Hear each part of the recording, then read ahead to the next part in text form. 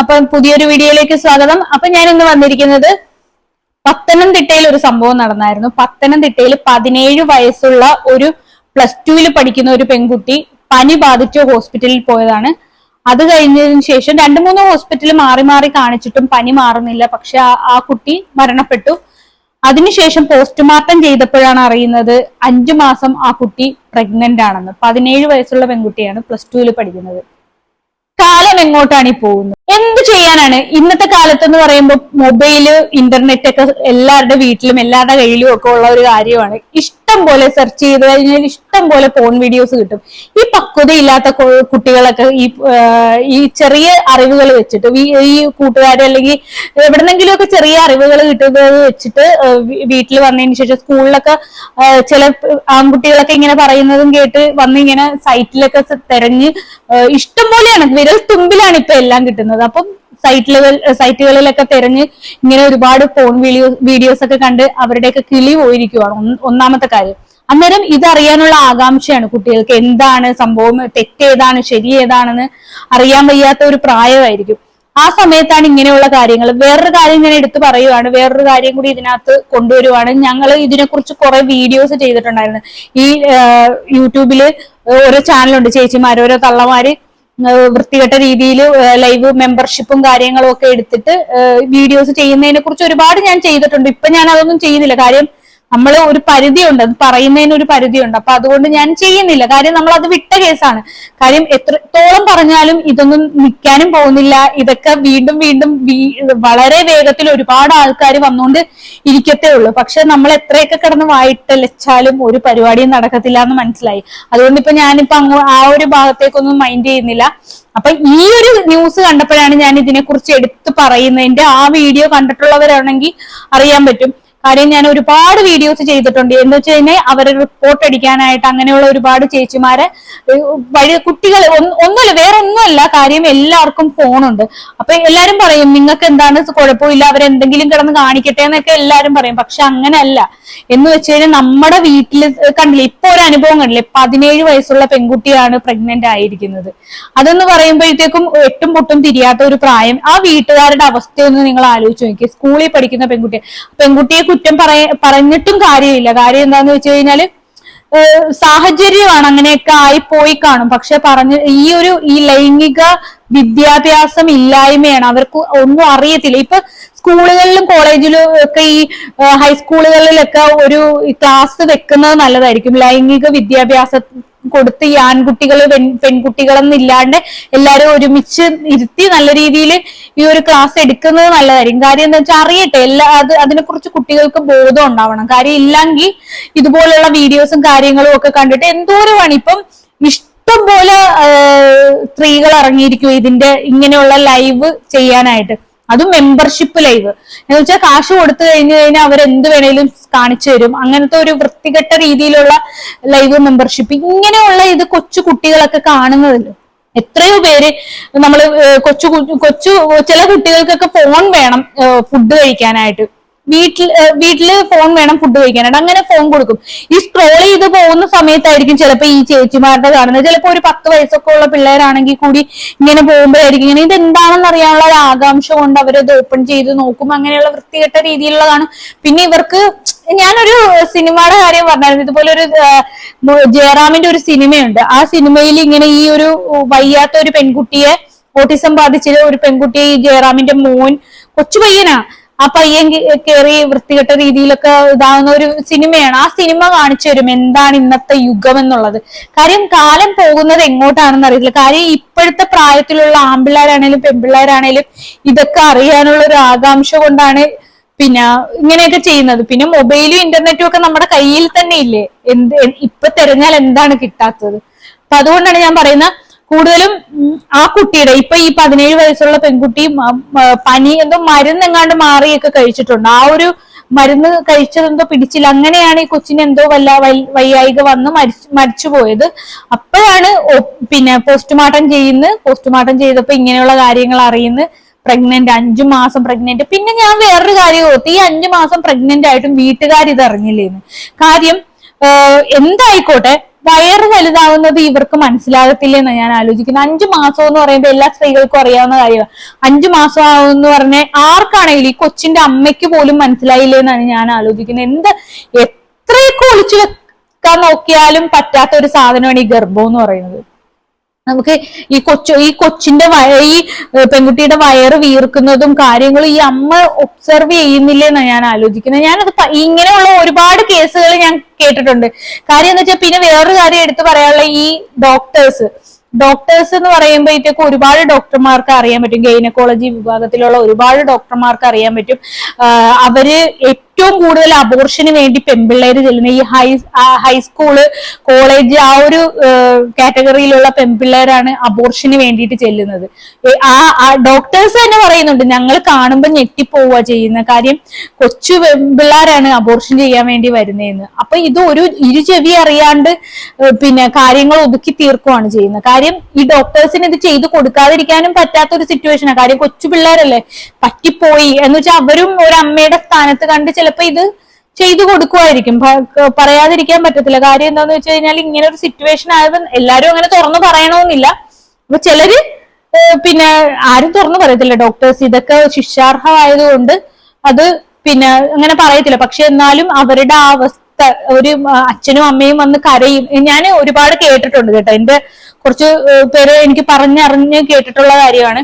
കാര്യം എന്ന് വെച്ചാൽ വന്ന് അച്ഛനും അമ്മയും ഇരുന്ന് കരയും, ഡോക്ടറെ ഇതൊന്ന് ചെയ്തു തന്നേ പറ്റത്തുള്ളൂ, കാര്യം കൊച്ചിന്റെ ഭാവിയാണ് പോകുന്നത് എന്നൊക്കെ പറഞ്ഞിട്ട് പിന്നെ ഒരുപാട് കിടന്ന് കരഞ്ഞ് അവരുടെ കരച്ചില് കണ്ട് വീട്ടുകാരുടെ സങ്കടം കണ്ട് അല്ലെങ്കിൽ അച്ഛനും അമ്മയും ആത്മഹത്യ ചെയ്യേണ്ട സിറ്റുവേഷനിലേക്ക് എത്തും എന്നൊക്കെ പറഞ്ഞിട്ട് ആ ഒരു സിറ്റുവേഷനിലൊക്കെ വന്ന് അബോർഷൻ ചെയ്ത് കൊടുക്കുന്ന ഡോക്ടേഴ്സ് ഉണ്ട്. കാര്യം അവർക്ക് വേറെ നിവൃത്തിയില്ല. കാര്യം അച്ഛനും അമ്മയും ആത്മഹത്യ ചെയ്യേണ്ട ആ ഒരു സിറ്റുവേഷൻ ഒക്കെ വരുമെന്ന് പറഞ്ഞാൽ അതൊക്കെ ഭയങ്കര കാര്യം ഈ ഒരു പെൺകൊച്ചു കാരണം ഒരു കുടുംബം ഫുള്ള് പോവുകയാണ്.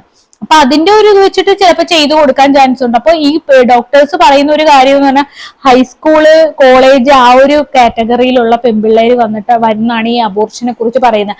ആൺകുട്ടികൾക്ക് എന്തെങ്കിലും അറിയണോ? അതാണ് ഞാൻ ചിന്തിക്കുന്നത്. ഈ പെൺകുട്ടികൾ എല്ലാവരും ഈ വീഡിയോസ് ആരെങ്കിലും ഇങ്ങനെ ഈ ഒരു പ്രായത്തിലുള്ളവർ കാണുവാണെങ്കിൽ പ്രത്യേകിച്ച് നിങ്ങൾ ഇതാകേണ്ടത് വെച്ചാൽ ഓക്കെ റിലേഷൻഷിപ്പ് ഒക്കെ ഉള്ളതാണ്, അത് ഓക്കെ. പക്ഷെ ഇങ്ങനെ ഒരു സിറ്റുവേഷനിലേക്ക് നിങ്ങൾ പോകാതിരിക്കുന്നേ നല്ല കാര്യം. ഒരുപാട് നിങ്ങളുടെ ആ ഒരു ഫാമിലിന്റെ ആ ഒരു ഇത് നിങ്ങൾക്ക് മനസ്സിലാക്കണം. കാര്യം ഇല്ലെങ്കിൽ ഒരുപാട് പേര് ഇതുപോലെ അച്ഛനും അമ്മയൊക്കെ ആത്മഹത്യ ചെയ്ത സിറ്റുവേഷൻ ഉണ്ട്. കാര്യം മോള് ഇങ്ങനെ ആയിപ്പോയി എന്ന് വിചാരിച്ചിട്ട് പിന്നെ ഒരുപാട് ആത്മഹത്യകൾ നടന്നിട്ടുണ്ട്. അപ്പൊ ഞാൻ പറഞ്ഞു വരുന്നതെന്ന് വെച്ച് കഴിഞ്ഞാല് ഇങ്ങനെയുള്ള ഈ ഒരു പ്രായത്തിലുള്ളവർക്ക് നല്ല ലൈംഗിക വിദ്യാഭ്യാസം കൊടുക്കണം. കാര്യം അത് അത്യാവശ്യമാണ്. കേരളത്തിൽ എല്ലാവർക്കും അത്യാവശ്യമായിട്ടുള്ള, എല്ലാ കുട്ടികൾക്കും അത്യാവശ്യമായിട്ടുള്ള കാര്യമാണ്. കാര്യം എന്ന് വെച്ചാൽ ഇതിനെക്കുറിച്ച് അറിവ് കൊടുത്താലേ ഇവര് അതെന്താണെന്ന് തിരക്കി പോകാതിരിക്കത്തുള്ളൂ. പിന്നെ അതുപോലെ ഇതുപോലുള്ള വൃത്തികെട്ട ചേച്ചിമാരും വൃത്തികെട്ട അമ്മച്ചിമാര് ഇങ്ങനെ ചെയ്യുന്നത് അത് മാക്സിമം നിങ്ങൾ കാണുന്നുണ്ടെന്നുണ്ടെങ്കിൽ അത് റിപ്പോർട്ട് അടിച്ച് കളയുക. കാര്യം എന്താന്ന് വെച്ച് കഴിഞ്ഞാല് അത് തുടർന്നു കഴിഞ്ഞാൽ നമ്മുടെ കുടുംബത്തിലുള്ള ആരെങ്കിലും ആയിരിക്കും വഴിതെറ്റി പോകുന്നത്. കാര്യം ഒന്നാമത്തെ കാര്യം എന്ന് വെച്ചാൽ മക്കള്, വളർന്നു വരുന്ന തലമുറ, അതെന്ന് പറയുന്നത് ഇങ്ങനെയുള്ള കാര്യങ്ങൾ കണ്ടിട്ടാണ് വളരുന്നത്. അപ്പൊ അത് വളർന്നു കഴിഞ്ഞു കഴിഞ്ഞാൽ പിന്നെ ആകെ ലോകം തന്നെ നശിച്ചു പോകും. ഒരു കുടുംബത്തിൽ നിന്ന് ഒരു വീട്ടിൽ നിന്ന് ഒരാൾ ഇങ്ങനെ പോയി കഴിഞ്ഞാൽ ഈ എല്ലാ വീടുകളും വെച്ച് നോക്കുമ്പോൾ ആലോചിച്ച് നോക്കി എന്തോരം ആൾക്കാരായിരിക്കും ഇങ്ങനെ നശിച്ചു പോകുന്നത്. അപ്പൊ അതുകൊണ്ട് ഒരുപാട് കുടുംബജീവിതങ്ങൾ നശിച്ചു പോകും. അങ്ങനെ അതുകൊണ്ട് ഇങ്ങനെയുള്ള വൃത്തികെട്ട രീതിയിലുള്ള അമ്മച്ചിമാരുടെ എന്തെങ്കിലുമൊക്കെ കാണുവാണെന്നുണ്ടെങ്കിൽ നിങ്ങളത് ബ്ലോക്ക് ചെയ്ത് അല്ലെങ്കിൽ പിന്നെ ഇതാക്കി കളയുക. കാര്യം മൊബൈൽ എല്ലാരും എടുക്കുന്ന കൊച്ചു ചിലപ്പോ അച്ഛന്റെ ഫോണിലായിരിക്കും.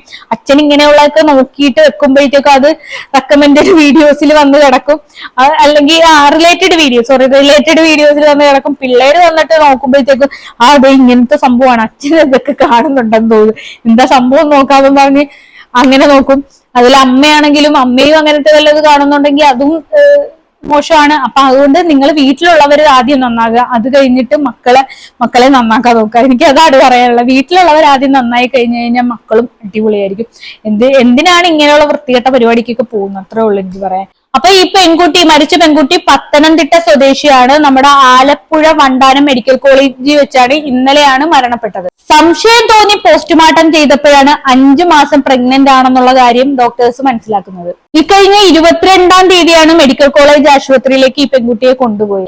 ഗർഭം ഒഴിവാക്കാൻ വേണ്ടിയിട്ട് അമിതമായി ഒരുപാട് ഓവർഡോസ് മരുന്നുകൾ കഴിച്ചിട്ടാണ് ഈ പെൺകുട്ടി ഈ ഒരു അവസ്ഥയിലേക്ക് എത്തിയത്. അങ്ങനെ ഈ പെൺകുട്ടി കുറെ അമിതമായിട്ടുള്ള മരുന്നുകൾ കഴിച്ചതിന് ശേഷം പനി മാറാത്തതിനെ തുടർന്ന് ബ്ലഡ് ചെക്ക് ചെയ്യാൻ പറഞ്ഞു. ബ്ലഡ് ചെക്ക് ചെയ്തപ്പോഴാണ് ബ്ലഡിനകത്ത് അണുബാധ ഉണ്ടെന്ന് മനസ്സിലായത്. എന്തായാലും പോലീസ് അസ്വാഭാവിക മരണത്തിന് കേസെടുത്തിരിക്കുകയാണ്. കാര്യം എന്താന്ന് വെച്ചാൽ ഈ അമിതമായിട്ടുള്ള മെഡിസിൻ ശരീരത്തിൽ ചെന്നത് വീട്ടുകാരുടെ നിർബന്ധപ്രകാരമാണോ, അത് ഈ പെൺകുട്ടി തനിയെ ഈ ഗർഭം അലസി പോകാൻ വേണ്ടിയിട്ട് ഗുളിക കഴിച്ചതാണോ എന്നറിയാൻ വേണ്ടിയിട്ടാണ് ഈ കേസ്.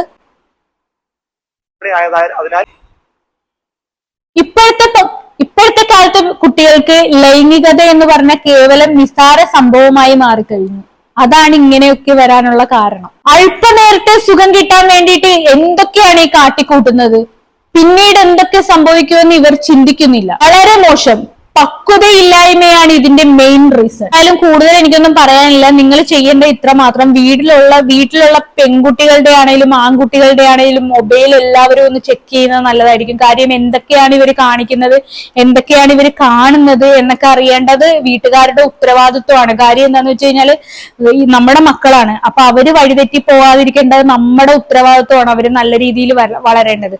അപ്പൊ ഒരു മൊബൈലും കൊടുത്ത് ഒരു മുറിയിലേക്ക് ഒന്നും വിട്ടിട്ട് കാര്യമില്ല. അവരുടെ മൊബൈലിൽ എന്തൊക്കെയാണുള്ളത്, എന്തൊക്കെയാണ് അവർ കാണുന്നത് എന്ന് വ്യക്തമായി എല്ലാ മാതാപിതാക്കളും ശ്രദ്ധിക്കണം. പിന്നെ രാത്രിയിലുള്ള ഫോൺ കോളും ചെക്ക് ചെയ്യേണ്ടതാണ്.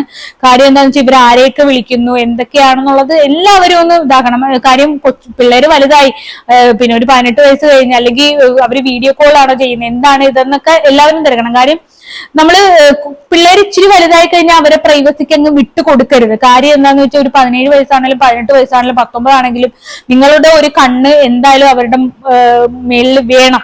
കാര്യം രാത്രി വീഡിയോ കോൾ ആണോ, പെൺകുട്ടികളാണേലും ഇത് അറിയാലോ, വീഡിയോ കോൾ വെച്ചിട്ട് ഓരോരുത്തർ ഭീഷണിപ്പെടുത്തി അങ്ങനെയും കാര്യങ്ങളൊക്കെ നടത്തുന്നവരുണ്ട്. പിന്നെ വേറെന്ന് വെച്ച് കഴിഞ്ഞാല് നമ്മള് എല്ലാവരും ഒന്ന് ശ്രദ്ധിക്കുക. അപ്പൊ എന്തെങ്കിലും വരുന്നതിന് മുമ്പ് നമ്മൾ മുളയിലേ നുള്ളുക എന്ന് പറഞ്ഞു കേട്ടിട്ടില്ലേ? വന്നു കഴിഞ്ഞിട്ട് എന്തെങ്കിലുമൊക്കെ വന്നു കഴിഞ്ഞിട്ട് എന്റെ മോൻ പോയേ അല്ലെങ്കിൽ എന്റെ മോള് പോയേ എന്ന് പറഞ്ഞിട്ടൊന്നും കാര്യമില്ല. നമ്മൾ എപ്പോഴും അവരെ കെയർ ചെയ്ത് നടക്കുക. കാര്യം എന്തൊക്കെയാണ് സംഭവിക്കുന്നതെന്ന് നമുക്ക് മനസ്സിലാക്കാൻ പറ്റാത്ത കാലമാണ്, കാലഘട്ടം അതാണ്. അത് നിങ്ങൾ മനസ്സിലാക്കണം. പിന്നെ എല്ലാ വീടുകളിലും ഒരു ഫ്രണ്ട്ലി ആയിട്ട് മാതാപിതാക്കളും മക്കളെ പറഞ്ഞ് കാര്യങ്ങളൊക്കെ പറഞ്ഞൊന്ന് ബോധവൽക്കരിക്കുന്നത് നല്ലതായിരിക്കും. കാര്യം എന്താണെന്ന് വെച്ച് കഴിഞ്ഞാൽ എത്രയെന്ന് പറഞ്ഞ് പുറത്തുനിന്ന് എന്തൊക്കെ ആരൊക്കെ പറഞ്ഞു കൊടുത്താലും നമ്മൾ വീട്ടിൽ നിന്ന് കാര്യങ്ങൾ ആരും മടിക്കേണ്ട കാര്യമൊന്നുമില്ല. ഇതൊന്നും മടിക്കേണ്ട കാര്യമല്ല. കാരണം എന്താന്ന് വെച്ചാൽ അച്ഛനാണേലും അമ്മയാണെങ്കിലും ഒന്ന് വിളിച്ചിരുത്തി മക്കളെ കാര്യങ്ങൾ പറഞ്ഞ് മനസ്സിലാക്കി കൊടുക്കുക. നിങ്ങളുടെ മക്കളാണ്, അപ്പൊ നിങ്ങൾ വേണം അതൊക്കെ പറഞ്ഞ് തിരുത്താൻ. തെറ്റ് ഏതാണ് ശരി ഏതാണെന്നൊക്കെ മനസ്സിലാക്കി കൊടുക്കാൻ. അതുപോലെ തന്നെ ഈ സ്കൂളുകളിലും കോളേജുകളിലും ഒക്കെ ഹൈസ്കൂളുകളിലും ഒക്കെ ഇതുപോലൊരു ബോധവൽക്കരണം, ഇതുപോലെ ലൈംഗികതയെ കുറിച്ചിട്ടുള്ള ഒരു ബോധവൽക്കരണം ചെയ്യണമെന്നും അതും നല്ല കാര്യമാണ്. കാര്യം എന്നാലും നമ്മുടെ ഇനി വരും തലമുറ നല്ല രീതിയിൽ പോത്തുള്ളൂ. ഇല്ലെങ്കിൽ അത് നശിച്ച് നാറാണക്കല്ല് എടുക്കത്തേ ഉള്ളൂ. അതുകൊണ്ട് നല്ല രീതിയിൽ എല്ലാം സെറ്റാക്കട്ടെ. അല്ലെ എല്ലാരും നല്ല രീതിയിൽ ഉപദേശിച്ച് മക്കളെ നല്ല രീതിയിൽ വളർത്തുക. അപ്പൊ എന്തായാലും എനിക്ക് കൂടുതലൊന്നും പറയാനില്ല. ഇനി ഇതുപോലൊരു കാര്യം സംഭവിക്കാണ്ടിരിക്കട്ടെ. അപ്പം പുതിയൊരു വീഡിയോയിലേക്ക് കാണാം. Bye bye.